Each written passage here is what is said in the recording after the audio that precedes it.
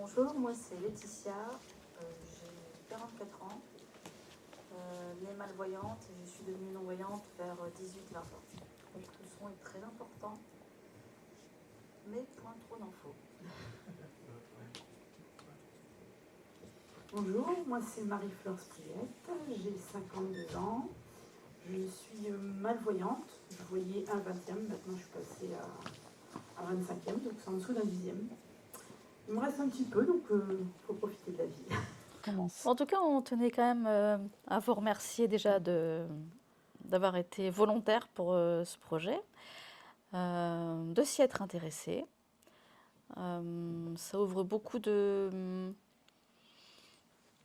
comment dire, de sens. On t'entend pas. On m'entend pas? Là, c'est mieux, je Non. crois. Ça ouvre beaucoup de sens. Déjà, ça ouvre à l'empathie, à l'ouverture d'esprit, à la prise de conscience aussi de beaucoup de choses, hein, parce qu'on s'aperçoit que la vue, dans notre société en tout cas, tient une part majeure, voire presque exclusive. Je pense que vous êtes rendu compte de certaines choses. Effectivement, quand vous avez dû mettre la table dans le noir, on a l'impression qu'il y a plus de bruit alors qu'en fait il n'y en a pas plus, c'est juste qu'on en a plus conscience. Vous vous rendrez compte de ça si ce n'est pas déjà fait aussi pour le goût. Pour le toucher, quand je parle du toucher, je ne parle pas uniquement des mains, je parle aussi par exemple du sens des masses. Vous rendre compte qu'il y a un obstacle imposant devant vous, à côté de vous. Et que par voie de conséquence, quand il y a trop d'informations, on peut être submergé. Je prends un exemple. Moi, comme je vous l'ai dit, je suis maintenant non-voyante depuis pas mal d'années. Il se trouve que je suis hyperacousique, c'est-à-dire que j'entends trop bien. C'est pas forcément un avantage.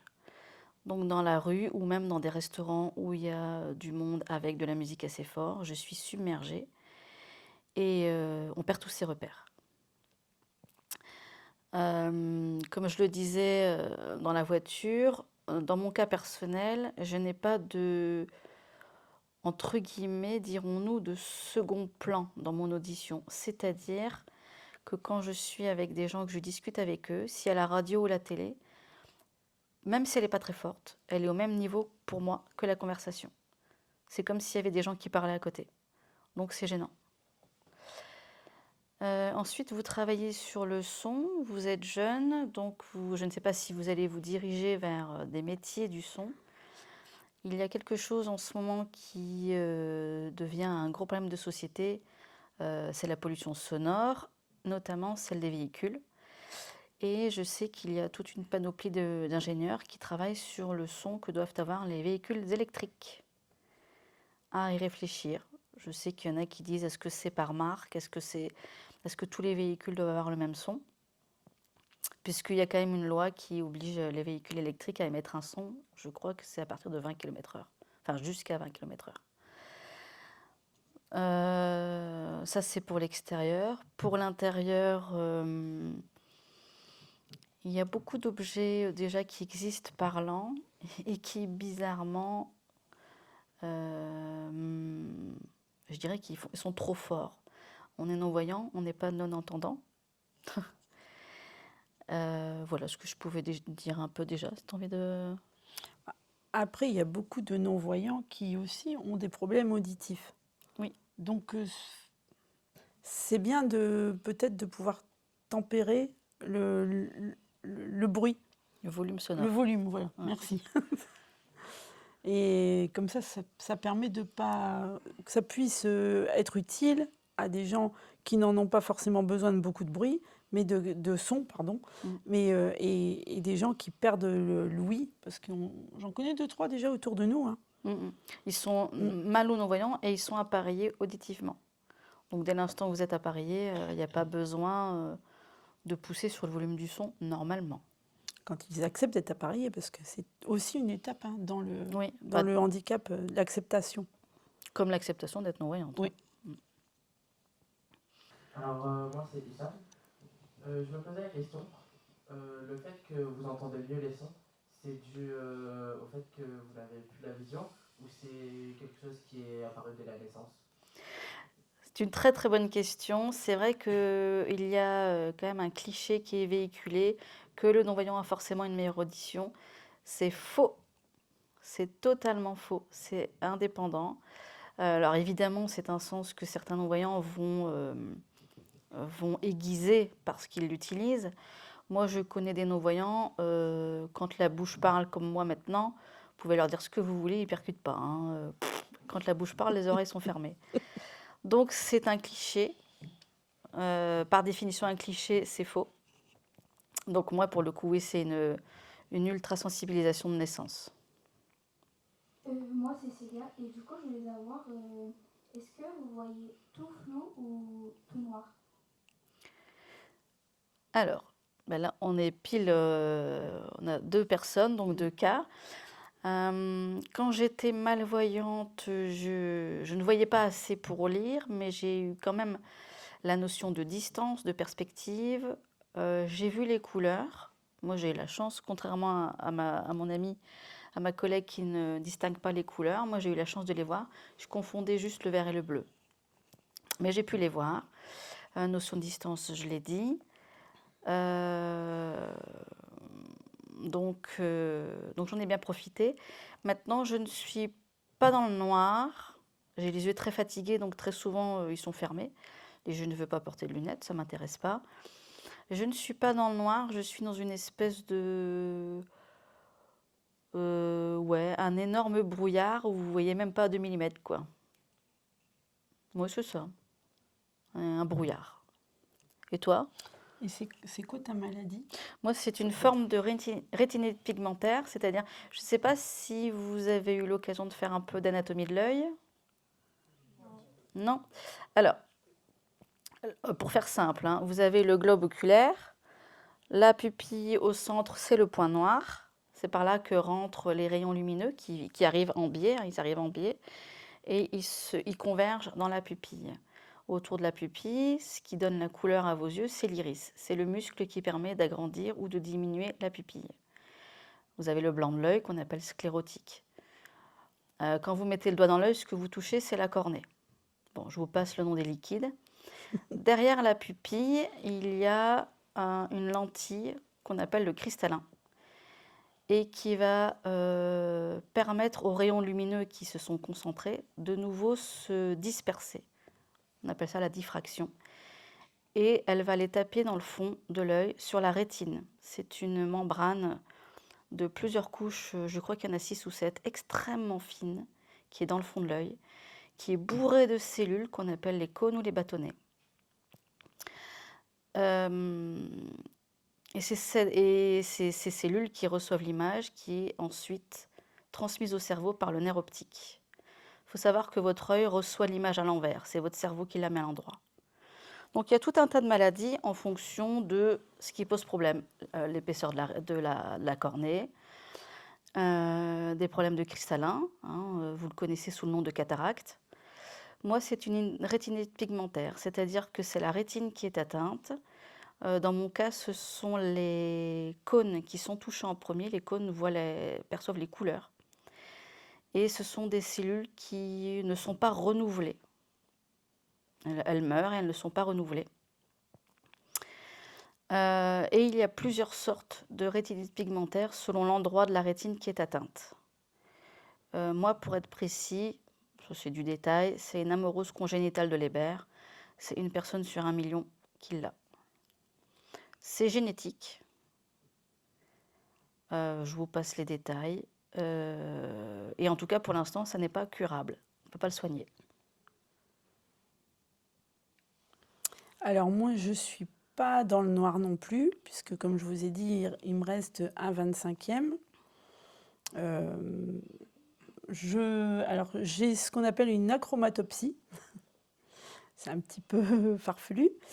C'est un gène de l'albinisme, donc il me manque les cônes, comme Laetitia, puisque je ne distingue pas mes couleurs. Je vois si on est dans les couleurs sombres ou claires, mais je ne saurais pas dire si vous me mettez... quand vous allez mettre du vernis à ongles et qu'il y a toute une panoplie de rouge, je les vois tous pareils. On peut mettre du noir, du marron, c'est pareil, je ne saurais pas dire quelle est la couleur. Tout comme si on me met du vert, du rose et du bleu, enfin toutes les couleurs de bleu plus clair. Voilà. Euh, oui, donc c'est lié au gène de l'albinisme, ce qui fait que je vois mieux dans l'obscurité. Là, ici, j'aurais pu retirer mes lunettes, mais il y a les petites lumières là, qui me gênent un peu. Dehors, le soleil me gêne. Et c'est vrai que l'hiver, eh ben, je dois être l'une des rares personnes à être contente quand il fait noir, plus bonheur. Voilà, ça satisfait au moins un petit nombre de gens. Mais c'est vrai qu'on a besoin quand même de vitamine D. Après, c'est pas flou. J'ai un champ de vision restreint, c'est-à-dire que je vois pas partout. J'ai pas de trous, parce qu'il y a des gens qui ont des trous dans la vision. J'ai pas de trous, mais c'est vrai que du coup, quand je me concentre plus sur ce qui est à ma portée. Donc, je savais lire à cette distance-là. Maintenant, c'est fini. Donc, je passe à la synthèse vocale, où Laetitia m'est d'un grand secours. Parce que si j'ai envie de continuer de vivre et de lire des livres... Ou au braille. Oui, au braille. Alors, le braille, je l'ai appris quand j'étais petite, parce que j'étais dans une école spécialisée à Lille, où on m'a appris le braille et où, quand on est jeune, quand on est enfant, on n'a pas forcément envie. Et ben voilà, maintenant que j'ai passé 50 ans, je me dis « Ah, mais en fait, je suis très contente de le connaître. » Parce que d'abord, je peux aider des gens, parce que Laetitia et moi, on est bénévoles dans une association de déficients visuels, l'AVH, Association Valentin Oui, à Lille. Et on accueille des gens qui connaissent encore le braille, qui sont même pas forcément encore au vocal. Enfin, maintenant, tout le monde ferait bien de s'y mettre. Si j'avais su, je dirais ça un jour. Et c'est quand même intéressant, parce que même dans les musées, hein, tu es en train de faire quelque chose de sympa aussi pour les musées. Le musée, ouais. Et il ne faut pas oublier le braille. C'est vrai que ça prend beaucoup de place. Oui, mais c'est ce qui permet de réellement lire et de ne Oui. pas uniquement de lire Pas perdre l'orthographe. voilà, au niveau de l'orthographe, d'une lecture active et non passive. C'est encore moins ça. Au niveau des lunettes de soleil, pourquoi certains malvoyants en ont besoin et d'autres non? Tu vois, je sais pas de ce qui te reste. Hein. Par rapport à la sensibilité, d'abord à la vision qui reste, au degré de vision qui reste, ensuite à la sensibilité que tout le monde peut avoir, et puis au type de maladie. Justement, toi, tu as le gène de l'albinisme, donc le soleil, c'est net. Hein. Après, il y a aussi des non-voyants qui ont les yeux très abîmés. Très abîmé aussi. Et ça permet un esthétique, parce que faut pas se leurrer, on est dans une société de regard. D'apparence, oui. Oui. Et c'est vrai que nous, on connaît des gens qui ont des yeux blancs. Ça peut se mettre en recul, et pour s'intégrer, c'est aussi plus sympa, quoi. Après, moi, je sais, comme je vous disais, j'ai les yeux... Avant, j'avais les yeux très... Je regardais les gens droit dans les yeux. Maintenant, ils sont très fatigués, donc souvent, je m'en occupe plus. Ils sont fermés et on me dit, pourquoi tu prends pas des lunettes? Mais j'en ai pas envie, hein, pour le coup. Et toi, de toute façon, toi, c'est pas une question d'envie, toi, c'est utile, c'est indispensable. C'est ça. Encore une fois, quand j'étais jeune, je ne mettais pas de lunettes, je n'avais pas de canne blanche, et je m'en suis pris des poteaux. Donc, Pour ça, il ne faut pas être malvoyant pour s'en prendre. Hein. Oui, maintenant, parce qu'il y a les téléphones, mais quand j'étais jeune, il n'y avait pas de téléphone portable. Donc les gens regardaient quand même. Donc les moqueries, je les sentais, parce que c'est triste à dire, mais on est dans une société aussi comme ça, et on l'a toujours été, je pense. Et puis du fait que quand je n'ai pas mes lunettes et s'il y a du soleil, mes yeux sont plissés, sont fermés. Et donc j'entendais, mais pourquoi elle a les yeux fermés? Et un jour, je me suis dit, mais flûte, regarder pour être regardé, autant que je mette des lunettes et que je puisse profiter un peu de ce qui me reste. Donc ça a été mon premier pas. Donc maintenant, je ne me passe plus de mes lunettes, et c'est même très compliqué justement de trouver des opticiens qui puissent foncer mes lunettes à ma convenance. Parce qu'il y a aussi des degrés, en fait, où ils ne peuvent pas foncer les lunettes au-delà de certains degrés, parce que c'est censé être pour des gens qui conduisent. Donc, par exemple, si vous allez chez Afflelou et que vous prenez des catégories 4, des lunettes de glacier, je pense que toutes ne sont pas acceptées pour la conduite. Et moi, c'est pas suffisant. Voilà, donc ils avaient des bacs où ils ont pu me le faire sympa et maintenant ils n'ont plus. Donc j'habite dans un petit village et à côté de chez moi, il y a un autre village où il y a un gars qui le fait encore, qui me le fait, qui envoie la commande. Et je ne vous cache pas le soulagement que j'ai eu de me dire ah, ouf, parce que de me retrouver au soleil, maintenant je prends ma canne blanche, mais j'ai encore un petit reste et j'ai quand même envie de profiter. Donc, Surtout qu'il peut, il peut quand même argumenter que toi, pour le coup, la conduite. mais oui, oui, la conduite, sauf que souvent quand les gens sont dans des magasins, ils ne connaissent pas forcément la pathologie. Alors après, j'ai eu un gros coup de chance, hein. Je suis allée voir le maire de ma mairie pour une chose, et puis il m'a demandé ce que j'avais. Il se trouve que son fils était opticien et qu'il a fait une étude sur la chromatopsie. Donc ça, c'est de la chance. Voilà. Et c'est vrai que c'est pas évident. Et donc il y en a qui vont le mettre que pour de l'esthétique. Il y en a qui n'auront pas besoin de beaucoup, parce que c'est aussi pour protéger quand même les rayons du soleil. Même si les gens ne voient plus, on le ressent, la chaleur du soleil. Et puis, il y a des gens qui ont vraiment besoin d'avoir vraiment... Parce que je pense que je dois être à 5% de luminosité qui passe dans mes lunettes. Alors, pensez bien qu'on me dit, oui, mais vous ne pouvez pas conduire. Oui, c'est pas prévu au programme. Oui, donc moi je suis Noureddin, étudiant dans le groupe plus tech, responsable de communication. Et en communiquant avec vous, Madame Cousin, je me suis demandé comment est-ce qu'une personne malvoyante, voire aveugle, peut utiliser un appareil tel qu'un téléphone ou un ordinateur sans trop de difficulté. Comment ça fonctionne? Vous êtes bien tombé avec elle. Ouais. Très bien, justement. Alors, question informatique et numérique. Nous fonctionnons sur un PC classique, moi c'est un PC portable, sur lequel on va venir ajouter ce que nous on appelle une synthèse vocale. En réalité, ça s'appelle un lecteur d'écran. Il y en a différents types. Les plus connus sont JAWS et NVDA. Donc ça va permettre de vocaliser à la fois une grande partie, parce que c'est pas magique, une grande partie de ce qui est à l'écran et également de ce que nous on va faire. Moi j'y ajoute ce qu'on appelle un retour braille, c'est-à-dire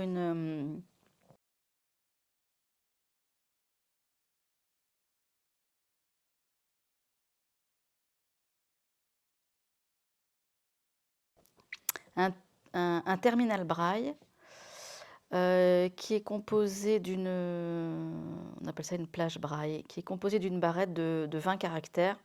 Faut vous imaginer ça, ouais, ça fait comme ça, une barrette de 20 caractères, 20 ou 40, moi c'est du 40, qui correspond à une fenêtre sur l'écran. Donc je me déplace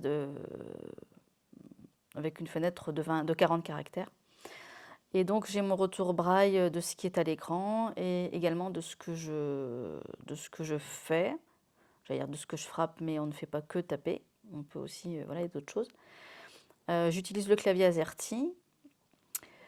Alors je disais c'est pas magique parce que en termes d'accessibilité numérique, c'est un combat de tous les jours. Il y a une loi, je ne sais pas si vous en avez entendu parler, la loi du 11 février 2005, qui n'est toujours évidemment pas respectée, et qui en plus là a été renforcée puisque depuis, par exemple sur les sites internet, il y a les CAPTCHA qui ne sont pas tous en audio. Il y a tout un tas de choses de sécurité, tout un tas de choses qui n'existaient pas en 2005. Et le numérique a pris beaucoup de place, beaucoup plus de place évidemment qu'en 2005. Plus ce qu'on appelle le numérique urbain, c'est-à-dire les distributeurs automatiques de billets, les guichets à la gare, que sais-je encore, les terminaux de paiement. Ça c'est galère. Donc on va dire que chez moi, j'ai le retour braille. Alors pour envoyer des mails, ça va. Moi je fais beaucoup d'achats sur Internet, donc en général ça va. Ceci étant dit, il ne faut pas avoir de main gauche parce que il y a beaucoup de sites sur lesquels je fais des achats où je dois jongler. Il n'y a pas le même retour selon le navigateur que j'utilise. Par exemple, entre Google Chrome et Firefox, je n'ai pas le même retour. Et je n'ai pas la même restitution en fonction de la synthèse vocale que j'utilise. Donc des fois, je dois jongler. Il faut dire aussi qu'elle utilise les raccourcis clavier. Parce Oui. qu'on n'utilise plus la souris. C'est ce que, voilà, j'allais en venir là-dessus. Forcément, on n'utilise pas de souris. On utilise les raccourcis clavier. Donc, il faut quand même que le site, à la base, au moment de sa conception, soit structuré. Or, il ne l'est pas toujours. Les voyants, ils cliquent. Tu cliques là, tu cliques là, tu cliques là. Les sites doivent être structurés en titres, en sous-titres, en liens. Et quand on parle comme ça, on ne nous comprend pas. Pour les téléphones, la téléphonie tactile des smartphones, ils peuvent quasiment tous être vocalisés.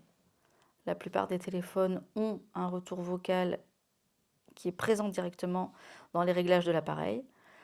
Moi, en l'occurrence, c'est un iPhone parce qu'au niveau accessibilité, ce sont les plus aboutis. Au niveau accessibilité, tout, pas uniquement pour des problèmes de vision, pour les problèmes auditifs, pour des gens qui ne peuvent utiliser qu'une seule main. Tout est prévu dans les réglages de l'iPhone. Et la synthèse vocale, enfin le retour vocal de l'iPhone s'appelle VoiceOver. Donc il suffit de l'activer. Et là, grosso modo, c'est pareil. C'est quasiment... il y a énormément de choses qui sont restituées. Alors j'emploie vraiment les mots restitués parce que si vous téléchargez une application qui n'est pas accessible, VoiceOver ne vous la rendra pas accessible pour autant. Une application pour reconnaître, je ne sais pas, des végétaux ou des oiseaux, où là il y a beaucoup d'images, on ne pourra pas vraiment l'utiliser, elle va être très compliquée à utiliser pour nous. Et il y a une application qui est gratuite et j'aime beaucoup en parler parce qu'elle est interactive. Elle s'appelle Be My Eyes. Elle est gratuite au téléchargement et à l'utilisation. On s'inscrit, il y a 2 possibilités de s'inscrire, soit en étant voyant et bénévole, soit malvoyant ou non-voyant et usager. Le malvoyant ou non-voyant à l'usager, soit il prend une photo de son environnement et avec l'intelligence artificielle, on nous la décrit de manière très précise. Ou soit, ça m'est arrivé justement pour un CAPTCHA à saisir qui n'était pas restitué en audio sur mon ordinateur justement, donc pas restitué vocalement non plus. J'ai fait appel, j'ai pris Be My Eyes et j'ai fait appel justement à un bénévole voyant. Il n'y a pas d'obligation, le bénévole voyant peut se connecter 10 minutes par an s'il veut. Et du coup, quand on fait appel à un bénévole voyant, celui qui est connecté, ça sonne et s'il est dispo, il répond. Le voyant n'a accès qu'à la caméra, moi il ne m'a pas vu. Je lui ai expliqué que je voulais valider un CAPTCHA, mais que je n'avais pas de retour vocal. Donc elle m'a juste dit, allez un petit peu plus à gauche sur votre écran, et puis on a dû s'y reprendre 3 fois parce qu'elle ne voyait pas bien non plus. Et j'ai pu, grâce à elle, un dimanche soir, à 10h du soir, valider mon CAPTCHA. Sinon j'étais bloquée, je ne pouvais pas aller plus loin dans le site. Et en plus, c'est très bien parce que cette dame m'a dit c'est la première fois que j'utilise ça et il se trouve que je suis graphiste dans le numérique. Et du coup, elle dit maintenant, je sais que quand on fait des sites, il faut éviter ça. Donc je trouve cette application super. Mais on est confronté quand même, justement, je prends l'exemple du CAPTCHA, on est confronté quand même à ce type d'obstacle de manière quotidienne. Là, on parle de l'ordinateur, mais on peut parler également des produits électroménagers, où maintenant on nous met du numérique et du tactile de partout. C'est compliqué, des thermostats de chauffage, des fours, c'est compliqué et ça n'est pas utilisable pour nous, ou de manière très très compliquée. Est-ce que j'ai répondu à la question ? Il y a aussi les terminaux bancaires, parce que là, ils sont en train de les changer. Donc, c'est que du tactile, où normalement les commerçants ont reçu une petite grille à poser au-dessus afin qu'on puisse savoir où poser les doigts. On ne leur a pas expliqué à quoi ça servait, donc ah bah oui, je l'ai vu passer, mais on ne sait pas où elle est. Et les nouveaux terminaux changent les emplacements des touches. Donc comme ça, Ouais. on va rire 5 minutes, parce qu'on n'est pas obligé d'avoir du sans contact. Moi, perso, j'en veux pas. Donc ça, de toute façon, ça va être là aussi pour les voyants. Les nouveaux terminaux qui seront tactiles, enfin vous n'êtes pas concernés pour l'instant, mais les nouveaux terminaux de paiement sont tactiles et effectivement, pour des questions, on va dire, de sécurité, les chiffres vont changer de place. Le 1 ne sera pas forcément à la place du 1. Donc ça va être rigolo. Je pense qu'il y a beaucoup de cartes qui vont être bloquées là, ça va être sympa. Parce que nous, sur un terminal classique, on se repère avec le 5. Vous avez pu normalement aussi voir sur les téléphones. Mm. Au niveau du 5, il y a un petit point, ce qui nous permet de savoir que le 5 est là et autour, après, on sait où ça se trouve. Sauf que quand vous avez un terminal complètement tactile, il n'y a pas de point sur le 5. Et à moins d'avoir, bon, certains ils disent on peut le vocaliser, mais il faut avoir un casque avec une prise jack. Or, les prises jack maintenant, on ne l'utilise plus. Enfin, dans les téléphones, les prises elles sont différentes, donc casque prise jack. Il y en a encore quand vous allez dans les banques pour retirer de l'argent, Ouais. mais ils ne sont pas tous équipés de prise jack. Non. Et quand il y en a, quelquefois, le son est très très loin. Je suis obligée de mettre mes deux écouteurs. Je dis, ah, j'entends rien. Pour savoir un petit Et puis peu. quand il y a du bruit autour. Oui, voilà le bruit encore. Et quand on parle aussi de quand on paye, quand vous payez, comment vous savez que vous payez autant? Si c'est 50 € pour des achats. Alors là, vous parlez d'un achat direct chez le commerçant? Donc avec, Ah, confiance. C'est pour ça que On n'a pas le moi, choix. perso, je demande toujours le ticket. Ouais. Parce qu'au moins, si jamais sur mon compte s'est passé autre chose, j'ai quand même mon ticket. Ouais, sauf qu'on ne peut pas, comme on a payé, on peut même rien faire. On n'est pas couvert. Ouais. Est-ce que vous pouvez, donc je suis Laszlo, élève de l'IMT, chauffeur aussi en même temps, est-ce que vous pouvez nous parler des différents dispositifs et outils que vous utilisez dans votre quotidien pour réussir à faire tout ce que vous voulez? Par exemple, sur un trajet de chez vous à ici, est-ce qu'il y a des outils que vous avez utilisés spécifiques? Notre langue. Oui, Non, je dis ça. à la canne blanche. La déjà. canne, bon, moi j'ai normalement, là je ne l'ai pas parce que je suis en attente, mais moi normalement j'ai toujours un chien. Un chien, c'est pas un GPS, on le programme pas, il faut quand Chien même. guide. Ouais, un chien guide, ouais. Et c'est pas un GPS, on le programme pas, il faut quand même connaître son trajet pour lui dire à droite, à gauche, tout ça. Le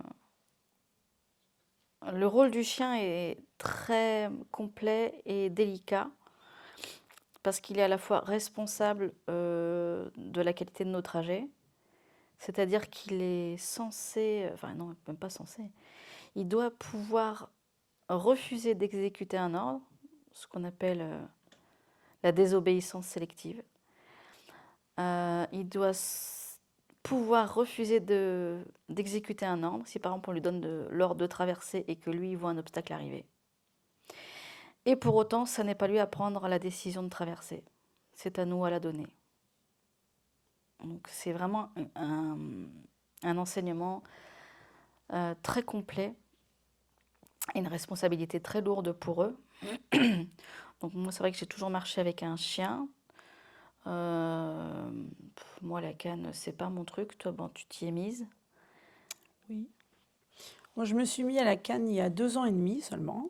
Tout est question encore une fois d'acceptation. Parce que j'habitais Villeneuve-d'Ascq à l'époque. Et j'avais toujours un parapluie de golf parce qu'à Villeneuve-d'Ascq, c'est une ville à courant d'air. Et comme ça, je pouvais prendre, à l'époque où j'avais pas besoin de canne, j'avais mes enfants, je mettais tout le monde sous le parapluie, c'était très bien. Et donc, ce parapluie m'a servi je tâtonnais les marches avant de descendre. Je m'appuyais dessus parce que j'avais des soucis de dos. Et puis, un jour, j'ai pris le métro et je me suis pris la tête avec un gars qui avait une trottinette. Et j'ai une copine qui m'a dit mais c'est de ta faute, tu t'es pas signalée. Parce que c'est vrai qu'aujourd'hui, tout le monde peut mettre des lunettes de soleil, hein. Et j'ai dit ouais, c'est vrai. Et elle m'a dit t'en as pas marre de te taper la honte là avec ta canne en tâtonnant et t'attends de te casser la figure dans un escalier? J'ai dit oui. J'avais une canne blanche qui était dans mon placard depuis plusieurs années, donc je l'ai sortie. Et depuis, je lui ai donné un petit surnom parce qu'elle ne me fait que des miracles, donc je l'ai appelé mon bâton de Moïse. D'abord, je trouve les marches. J'ai la chance, quand je monte dans le métro, qu'on me propose une place. Les gens se disent, elle ne voit pas, je vais lui donner ma place. Alors je dis volontiers oui, sauf que ce n'est pas pour mes yeux, c'est pour mon dos que je l'accepte. Et j'ai jamais eu autant d'aide de toute ma vie que depuis que j'ai pris ma canne. Mais si on n'est pas dans l'acceptation, en fait, c'est un cheminement. Là, j'ai pris le taureau par les cornes parce que j'ai dit c'est vrai, j'ai reconnu, oui, je ne me suis pas signalée. Et je pense qu'il se serait certainement excusé et qu'on ne se serait pas pris la tête si je m'étais présentée avec ma canne, quoi. Ouais, oh, ça. Oui, mais bon. Ça, c'est Ouais. autre chose. Après, Oui. en termes à la maison, moi, hormis le PC qui est adapté, bon, j'utilise le braille, donc j'ai du matériel pour écrire le braille. Je n'ai pas réellement d'adaptation dans mon logement, à part quelques petits trucs, genre sur mon four où c'est des boutons à tourner, où là j'ai mis des petits repères sur les températures dont je me sers le plus. Pareil pour le lave-linge. J'ai quelques petites choses. J'ai un détecteur de couleurs. Ils ne sont pas très précis. Non, ils ne sont pas très précis, mais bon, c'est mieux que rien. Oui. De toute façon, rien ne remplace des yeux qui fonctionnent, ça c'est évident. Qu'est-ce que j'ai comme... je suis sûre que si je cherche, je trouve. Parce que Laetitia est très débrouillarde, donc elle s'adapte à tout. Oui, c'est moi qui adapte mon environnement avec des petites choses comme ça, mais je suis pas forcément fan. Je connais beaucoup, des non-voyants qui ont des appareils pour tout. Il faut savoir aussi que ça coûte extrêmement cher. Oui. Les gens qui ont des...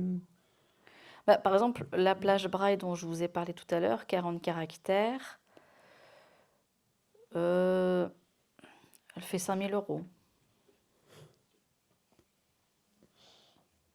Est-ce que vous avez des aides de l'État ou pas du tout? Pas tout le temps. Pas tout le temps. Moi, il se trouvait que ma première datait de 2011, donc j'ai fait mon renouvellement il y a, je ne sais plus si c'est 1 ou 2 ans, via un organisme qui s'appelle l'AGFIP, qui permet de... Ça n'existe plus aussi. Si, ça existe. Si. Qui permet de... comment on appelle ça? Financer. Oui, non, c'est pas ce terme-là que je veux. D'adapter le poste de gens qui travaillent. Bien sûr, il faut faire tout un dossier. Au-delà de mettre la facture et le devis, il faut expliquer pourquoi, à quoi ça sert, etc. Mais il faut être en recherche de travail ou travailler. Oui, il faut être inscrite au Pôle emploi ou travailler. Et avec la GFIP, vous avez droit actuellement, je crois que c'est 5 300 € renouvelable tous les 5 ans, je crois. Il me semble que c'est ça. Pour mon cas, moi. Parce qu'après, il y a d'autres personnes qui ont ce qu'on appelle la prestation de compensation du handicap, la PCH, qui est une aide qui peut être mensualisée, mais qui est sur justificatif et qui ne vous donne pas droit à tout non plus. Et là, c'est la MDPH. Oui, c'est la maison c'est la maison départementale des personnes handicapées, de toute manière, qui décide de tout, qui centralise tout et qui ensuite dispatche en disant ça relève plutôt de la GFIP, ça relève plutôt de la PCH, etc. Il y a tout un tas comme ça de petites choses. Les budgets sont en baisse, évidemment. Et qu'est-ce que je voulais dire aussi par rapport à la... Par exemple, le Diose, donc la synthèse vocale Diose est payante Ouais. par rapport à NVDA qui n'est pas. Et ça coûte combien ça, un Diose? Le JAWS à la base, quand vous l'achetez en neuf, c'est 1 700 €. Voilà. Et quand vous faites des mises à jour, vaut mieux attendre qu'il y en ait plusieurs, parce que je crois que ça doit être 150 € pour les mises à jour, quelque chose comme ça. Donc, vaut mieux attendre qu'il y en ait plusieurs. Donc tu dois choisir quelquefois entre la plage braille ou le PC avec le JAWS. Ouais, il faut jongler et c'est toujours sur justificatif de toute façon. Par exemple, ce qu'on appelle une embosseuse, c'est-à-dire une imprimante braille. Bon, selon l'utilité qu'on en a, il y en a à plusieurs prix. Mais le premier prix qui tient la route, c'est quand même 3 800 €. Ça, j'ai fait la demande, ça m'a été refusé. Bon, voilà. Mais il y avait encore autre chose que je voulais dire par rapport à ça. Après, il existe des fours micro-ondes parlants, des plaques parlantes. Ça coûte une blinde. Ça coûte très très cher. Un micro-ondes parlant, c'est dans les 500 €. Alors Oui, qu'avec les repères qu'on s'est mis, oui. on Ah, se c'est dépatouille pour... c'est ça que je voulais dire aussi, c'est que dans les prestations de compensation du handicap, elles servent notamment donc à acheter ce matériel, à payer les transports quand on doit se payer un taxi ou voilà. Et il y a aussi quand vous avez un chien guide, justement l'aide animalière qui n'a pas été revalorisée depuis pas mal d'années et elle est à 50 € par mois. les croquettes. Entretenir son chien à 50 € par mois, c'est plus possible. Bah, les croquettes, le veto, tout quoi. Oui. Après, il existe des balances parlantes. Il y en a 2, il me semble. Ouais. Une qui est pas extraordinaire, une qui est bien parce qu'elle fait Au elle fait gramme les près. liquides au gramme près et puis elle fait aussi les liquides. Ouais. Donc ça, c'est assez bien. Des montres parlantes ou des montres Ouais. braille. Moi, je suis plutôt la montre braille. Moi aussi. Euh, Parce que les montres parlantes, vous entendez tout le temps. Il est telle heure. oui, puis de toute façon, Tout le je monde veux n'a pas dire, forcément envie de l'entendre. Oui, puis de toute façon, tu utilises ton téléphone. Quoi. Oui. Si tu veux que ça cause, tu utilises ton téléphone, quoi. Il y a les criquets aussi. Pour les gens, justement, comme vous parliez de verre, là, c'est Ouais. un petit appareil qu'on pose et que ça, je pense qu'il y a des sons. Enfin, Un je l'ai petit jamais Ouais, moi utilisé. non plus, je l'ai jamais utilisé. Donc, tu vois, Donc ça donne le niveau. Je sais pas si ça fait beaucoup de bruit pour les personnes malentendantes, Je sais pas. justement. Alors, il existe des niveaux, ceux qui savent bricoler, des niveaux sonores qui coûtent excessivement cher aussi. Parce que ça, je voulais en acheter un. bah, déjà, quand on prend un mètre en rouleur braille, j'ai regardé l'autre fois les prix. On n'est pas loin d'une centaine d'euros, je crois. Les mètres de couturière? Non, les mètres pour le bricolage. Ah. Quand tu as 5 mètres en rouleur braille, on n'est pas loin d'une... Moi, je voulais en prendre un pour moi parce que je fais mes trucs tout seul, quoi. Je monte mes meubles et tout ça. Je crois qu'on n'est pas loin d'une centaine d'euros. Je dis oui, et ben on va se servir de ses mains. Voilà, c'est 19 cm la main. C'est ça. très bien. Du pouce au majeur, ça fait 19 cm, c'est très bien. On l'a toujours avec, au moins ça tombe jamais en panne. Normalement. Normalement. Je ne sais pas ce qu'il y a d'autre à la maison. S'il existe, alors ça c'est assez sympa. Vous avez des pèse-personnes parlants. Donc si vous allez dans certaines structures, comme chez nous à la VH, où on le vend, qui coûtent cher, et parfois chez Lidl, Oui, il y en a aussi des beaucoup pour moins 15 chers. €, il y en a. Alors ça c'est génial parce que je vais l'acheter chez Lidl. Oui. Ça ne sera pas le même prix. Et ça marche très bien aussi. Oui, oui, oui. De toute façon, elle te dit que c'était trop grosse. Ça va pas. Il tente de faire régime. Je ne sais pas ce qu'il y a d'autre.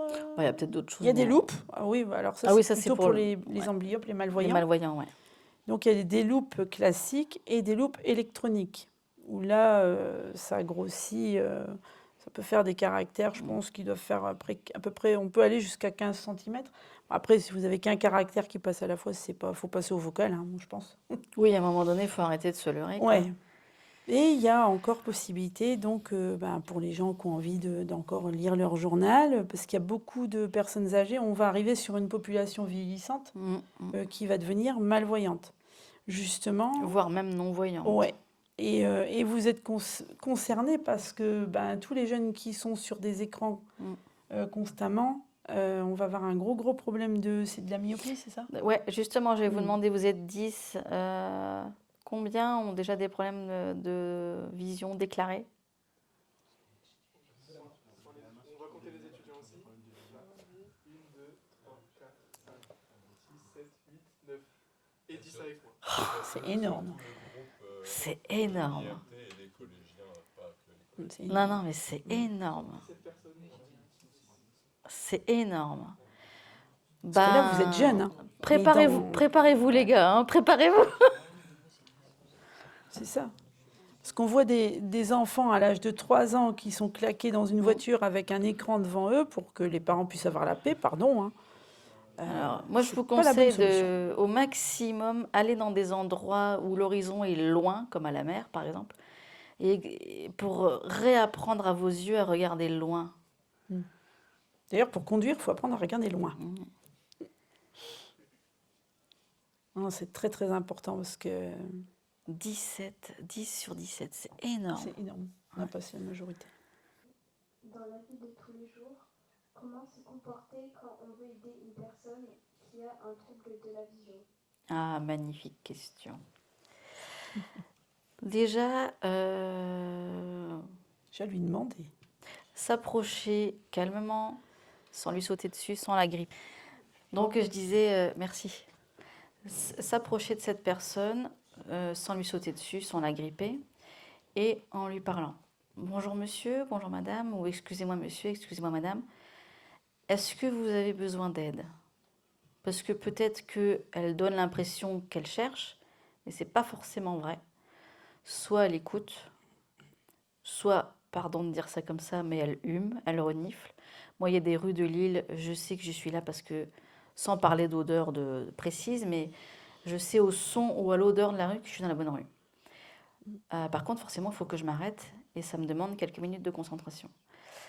Donc, excusez-moi monsieur, bonjour madame, est-ce que vous avez besoin d'aide? Et en fonction de ce qu'il vous ou elle vous dit, comme tu le dis très justement, offrez-lui votre bras. Il va s'accrocher à votre bras, à droite ou à gauche.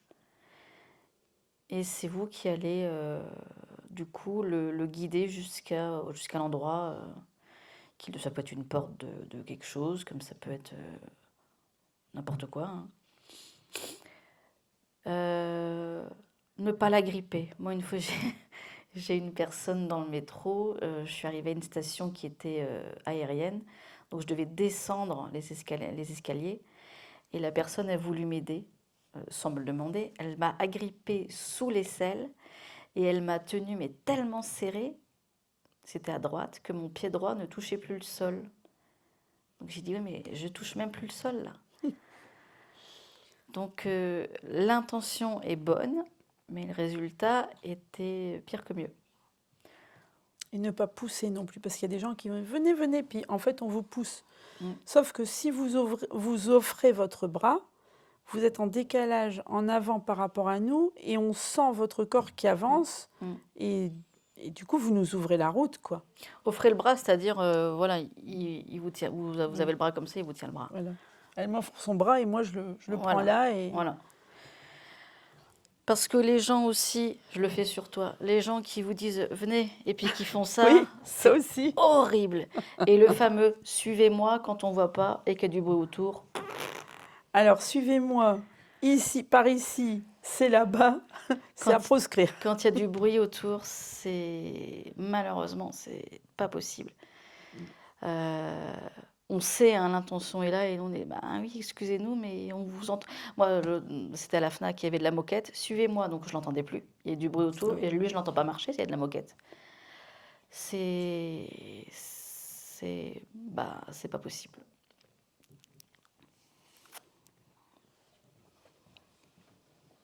Moi j'avais une question, c'était plus par rapport à votre jeunesse. Alors je sais pas si j'ai entendu dire qu'il y en avait une des deux qui avait perdu donc, la déficience visuelle donc à partir de 20 ans, c'est ça?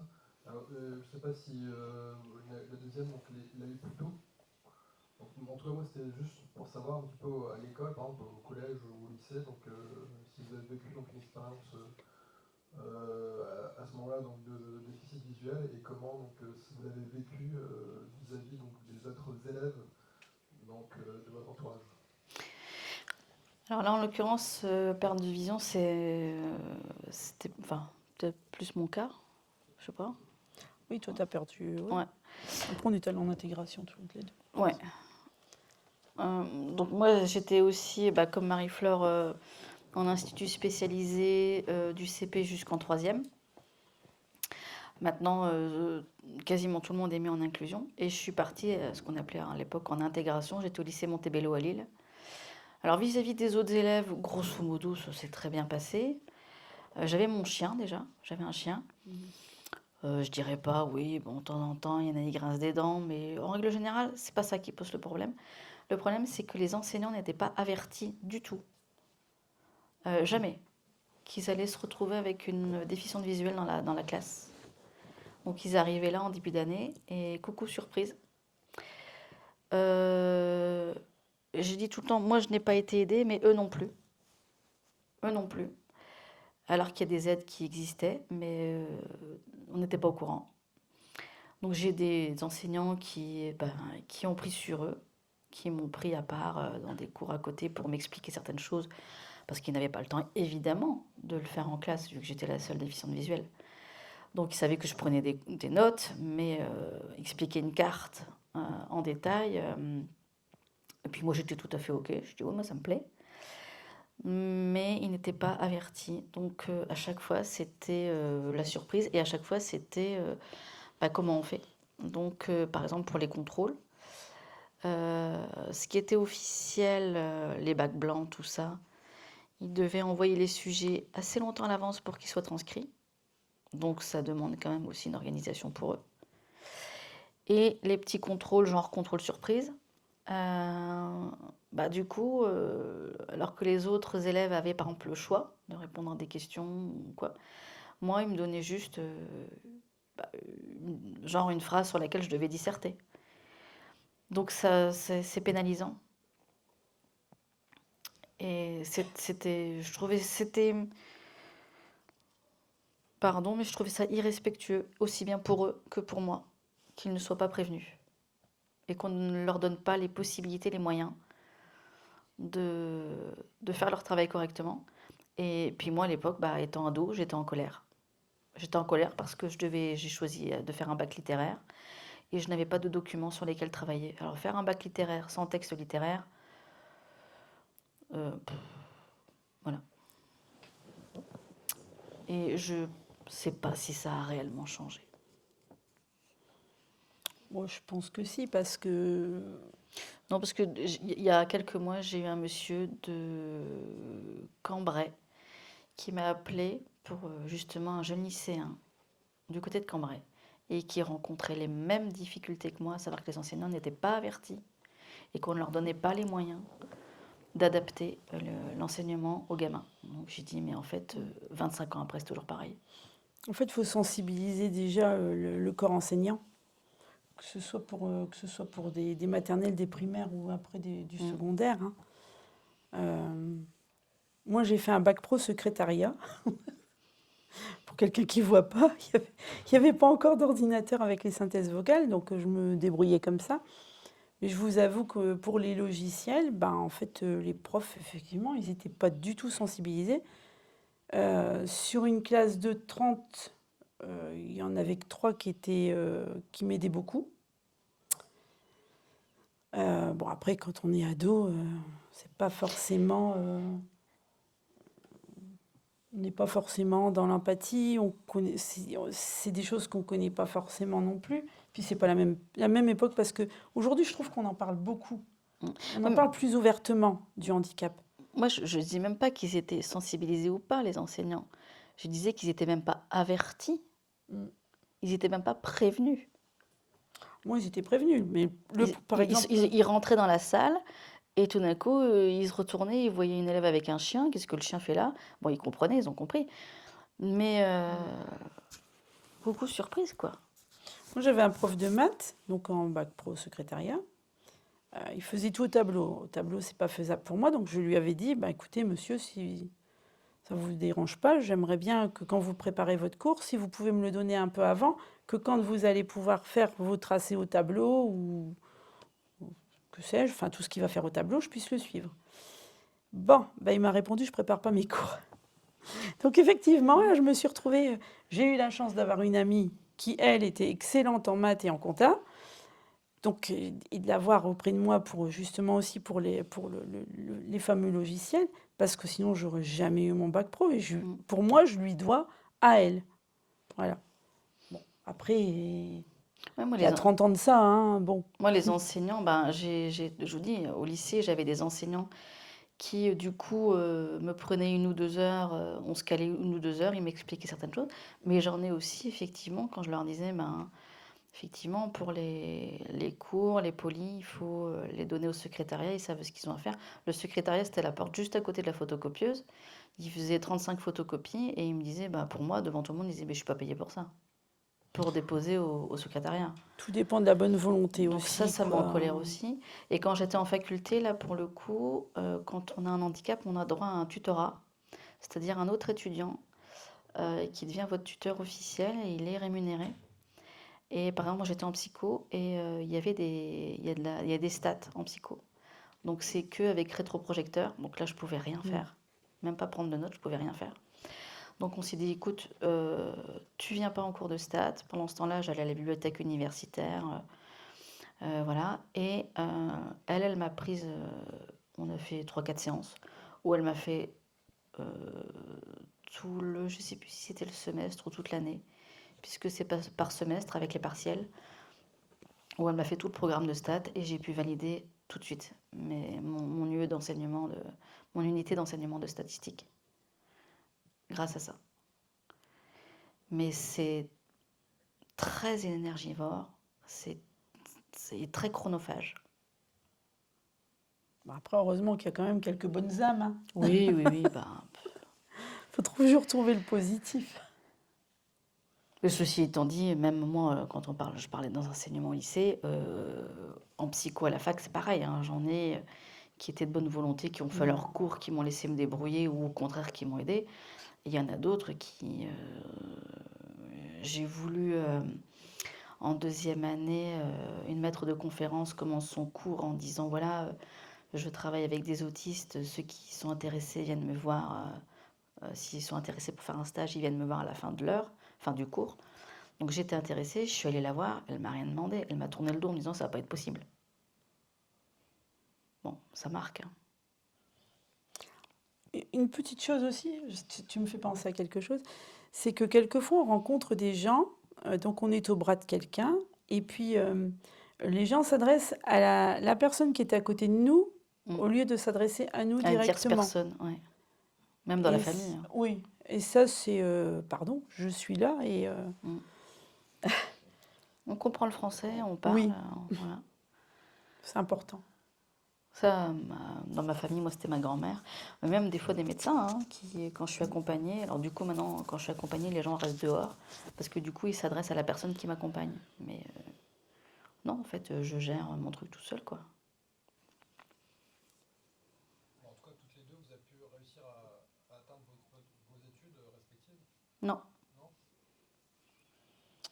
Moi oui, après le tout c'est de trouver du travail. Oui, ça, c'est encore un autre débat. C'est encore autre chose. Parce que on a besoin d'adaptation de poste. Donc moi, quand je suis sortie de mes études, j'étais dans la téléphonie, j'ai pris les commandes, les réclamations pour les 3 Suisses.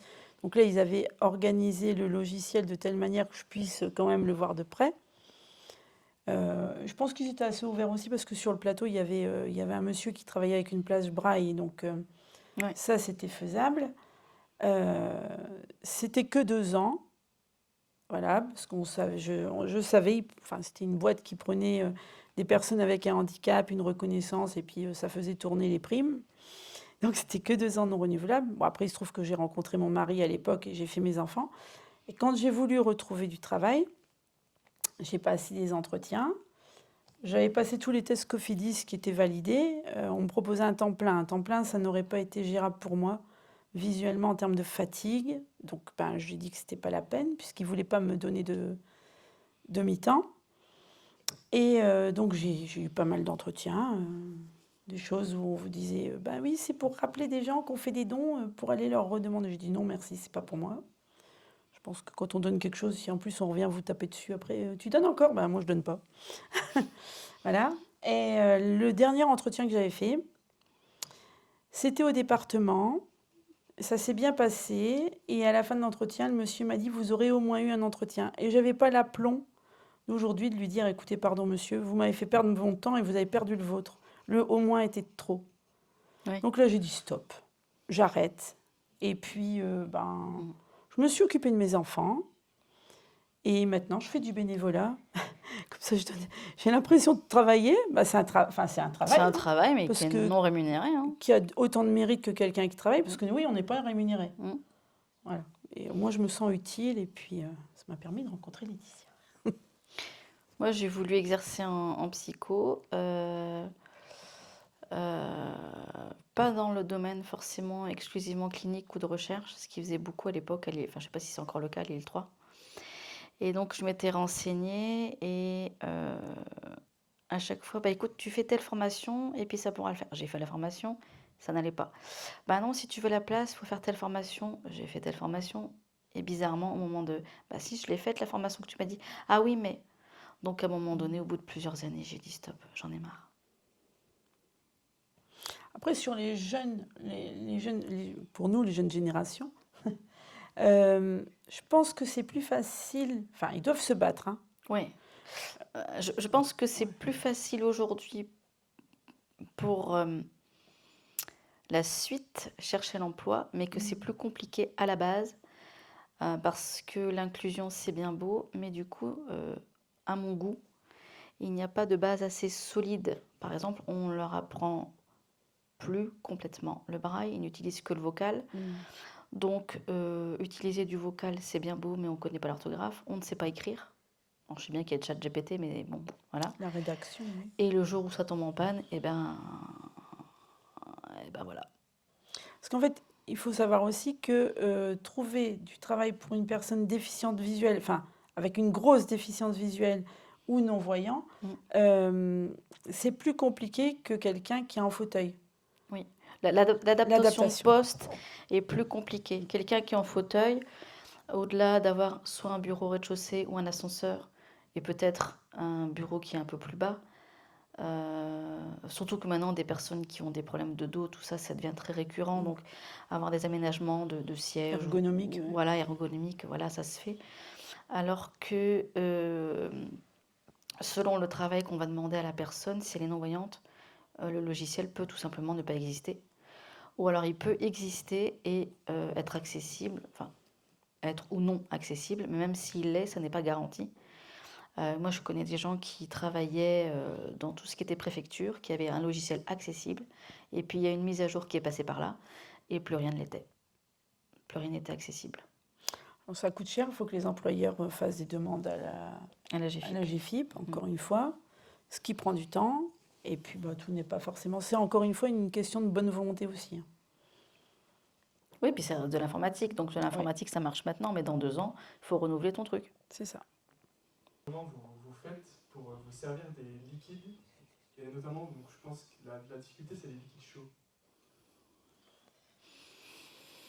Sur les parois, on sent quand ça... Quand le liquide arrive, ouais.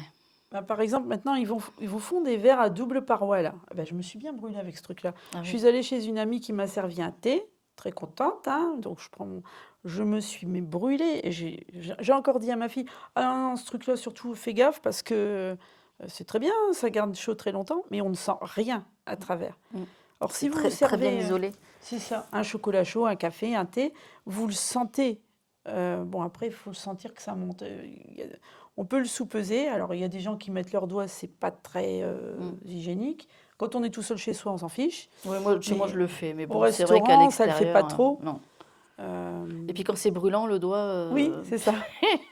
Tu te dis, bon, au bout du 10e, t'es mal barré, quoi. Non plus. Le blé est rempli. D'accord. Je suppose que c'est ça pour l'allumer. Ça, c'est le bouton ici. Voilà. Donc, Vous avez un verre oui. On a un verre juste ici. Voilà, donc on le pose dessus. Ah oui, effectivement, c'est un peu ce que vous avez décrit tout à Incurvé, l'heure. ouais. Voilà. Oui, c'est ça. On le Je pose me permets de là-dessus. décaler votre Oui, téléphone pardon, un tout je petit vais peu. l'enlever. Et maintenant, on remplit. Là, oui, Je vais aller chercher monsieur. une gourde. Ce qu'il faut faire attention, c'est juste que comme ça détecte une masse, donc la masse de l'eau, Oui, il et ne faut nous, pas on trop touche. appuyer sur le verre. On peut le tenir. C'est obligé de. Ah oui, c'est pour dire combien il y a. Ouais. Il y a une grotte qui est déjà ouverte. Hein. Vas-y, parce que toi, tu es plus délicate que moi. Ça, c'est le premier niveau. c'est marrant. Et là, c'est la fin. du coup.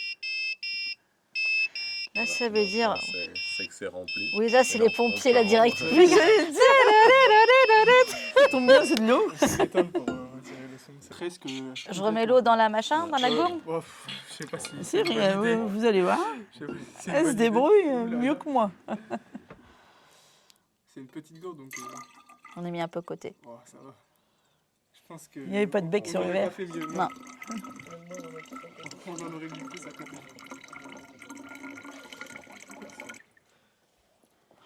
Parfait. C'est vraiment presque nickel. Ça. Donc là, vous Oui, pouvez puis ça poser permet le de verre. savoir de quel côté, Quel côté. faire la Voilà. différence, s'allumer, Ouais, éteint. Si vous avez un tout petit peu appuyé, mais Ouais. normalement il n'y a pas de problème.